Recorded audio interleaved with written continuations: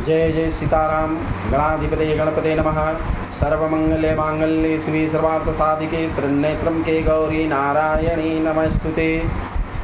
तो आज हम इस कथा के ऊपर चल रहे हैं कि दूसरे से ज़्यादा नॉलेज, दूसरे से ज़्यादा हम नॉलेज कैसे हासिल करें। अगर आप अपने मोहल्ले या गांव में सबसे ज़्यादा सम्मान पाना चाहते हैं तो आपको अन्य लोगों की तुलना में ज़्यादा ज्ञान हासिल करना होगा।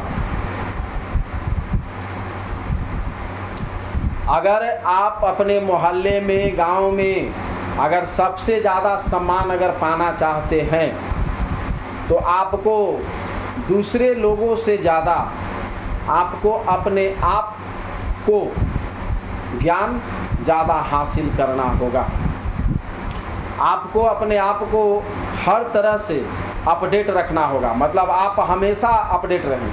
हमेशा मतलब कोई भी अगर जैसे कोई सवाल करता है तो आप हमेशा उसको उत्तर देने का तैयार रहें। तो अपडेट रहना होगा ताकि जब आप बोले तो सभी लोग ध्यान लगाकर सुने।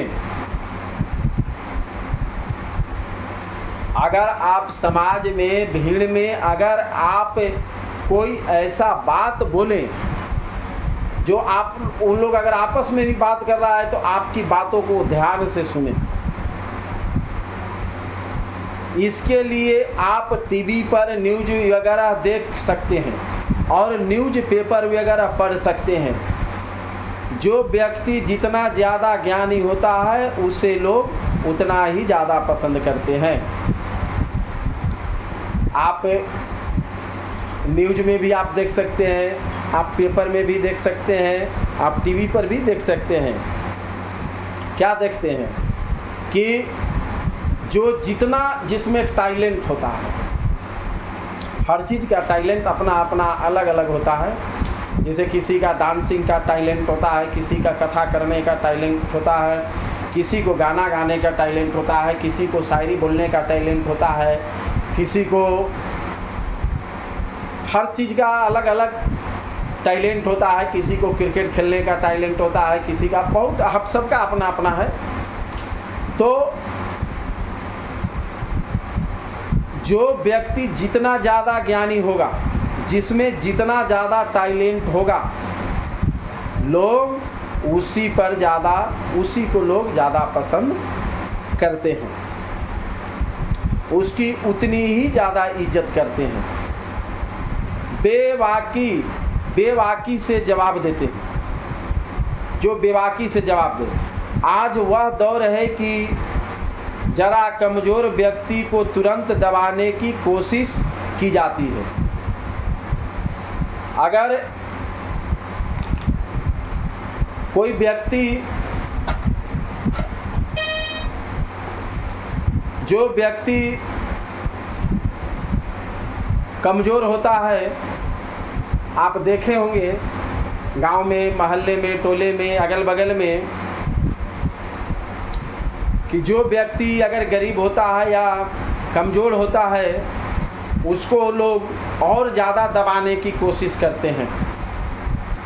एक बार किसी से दबाने के बाद, एक बार किसी से दबने के बाद वह बार बार आप पर कटाक्ष करने लगता है। अगर जीवन में अगर आपने किसी से एक बार अगर आपने हार मान लिया तो वो बार बार आपको हराने का कोशिश करते रहता है। उन्हें देखकर दूसरे लोग भी आपको मज़े लेने लगते हैं। अगर एक व्यक्ति अगर कोई आपको एक बार हरा चुका तो बार बार कोशिश करता है और उसको देखकर और भी लोग जो हैं आपके ऊपर हावी हो जाते हैं। क्यों? क्योंकि वो जानता है कि ये तो कमज़ोर है, अरे वो करके चला गया तो हमको ये क्या बिगाड़ लेगा, ऐसा लोग सोचते हैं। लेकिन कभी भी किसी व्यक्ति को कमज़ोर नहीं समझना चाहिए। अगर कोई उसे बार बार टॉर्चर करता है और अगर वो नहीं कुछ बोलता है तो उसके अंदर की एक मजबूरी होती है और लोग उसी का मजबूरी का लोग फ़ायदा उठाते हैं। आपको ऐसा होने से रोकना होगा। अगर ऐसा कोई व्यक्ति आपको बार बार करता है तो आपको रोकना होगा। अगर आप नहीं रोकते हैं तो आपको बार बार करने के लिए तैयार हो जाएगा।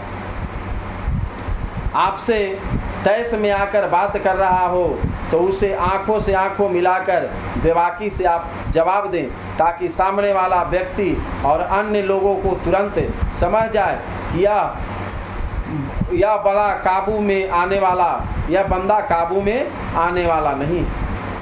अगर कोई आपसे आंख मिला करके बात करता है तो उसको आपको आंख से आंख मिलाकर आप उसको जवाब दें। अगर कोई ज़्यादा आपको परेशान करता है, ज़्यादा अगर आपको दिक्कत देता है तो आप उसको बेबाकी से उसको सामना करें, क्योंकि अगर ऐसा आप नहीं करते हैं तो बार बार करने के लिए आपके ऊपर हावी रहता है। आप कल अपनी इज्जत खुद करवानी पड़ती है। आज का ज़माना जो है ना, इज्जत खुद करवानी पड़ती है, नहीं तो आज के दुनिया में कोई इज्जत करने वाला नहीं मिलता। सब लोग अपने आप में ही मगन रहते हैं, सब लोग अपने आप में ही अहंकार बनाकर बैठे हुए हैं, घमंड बनाकर बैठे हुए रहते हैं। इसलिए आपको अपनी इज्जत खुद करवानी पड़ती है। अगर आपको खुद को अपने आप को इज्जत करवाना है तो आपको सामना करना ही पड़ेगा।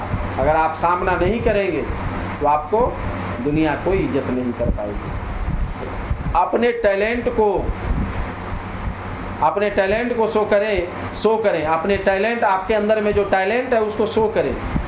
कुछ लोग वैसे हर वक्त सोचते रहेंगे कि अपनी वैल्यू कैसे बढ़ाएं, लेकिन उसके लिए जो ज़रूरी कदम है वह नहीं उठाते। जी हाँ, लोग इज्जत करते हैं टैलेंट की, किसी व्यक्ति की नहीं।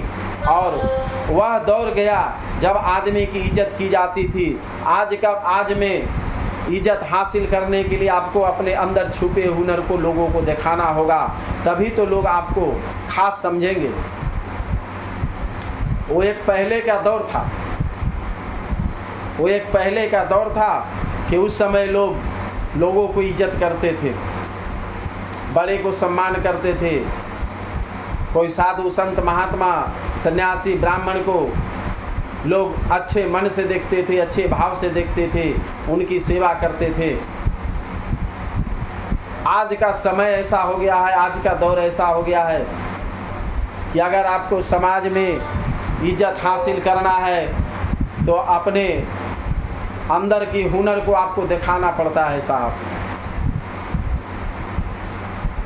आज का दुनिया तो दिखाने पर भी कोई वैल्यू नहीं देता है। ज़्यादा ज्ञान देंगे तो वो समझेगा कि अरे ये तो बहुत ज़्यादा अपने आप को ज्ञान ही समझने लग गया है। तो इसलिए आज के समय में इज्जत हासिल करने के लिए आपको लाठी अगर लेकर खड़ा है तो आपको भी लाठी लेकर खड़ा होना पड़ेगा।